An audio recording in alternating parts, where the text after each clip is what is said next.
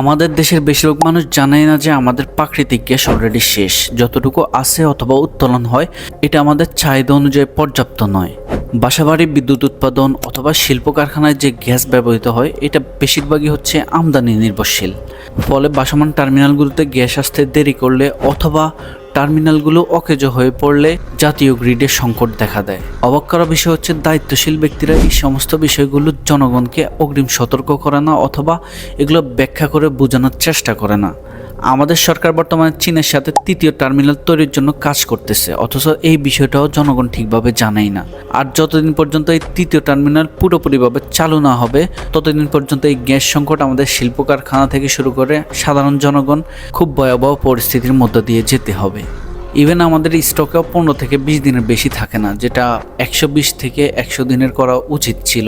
At least যে কোনো crisis সামলানোর ক্ষেত্রে কাজে দিত। তো এই সমস্ত বিষয়গুলো অগ্রিম জনগণকে সতর্ক করাটাই জরুরি ছিল, যেটা আমাদের দায়িত্বশীল ব্যক্তিরা করে নাই। এই জন্যই আমি বলি বর্তমান সরকারের কিছু কিছু মন্ত্রণালয় আছে যারা সরকারকে সাহায্য তো দূরের কথা উল্টো বিপদের দিকে ঠেলে দেয়।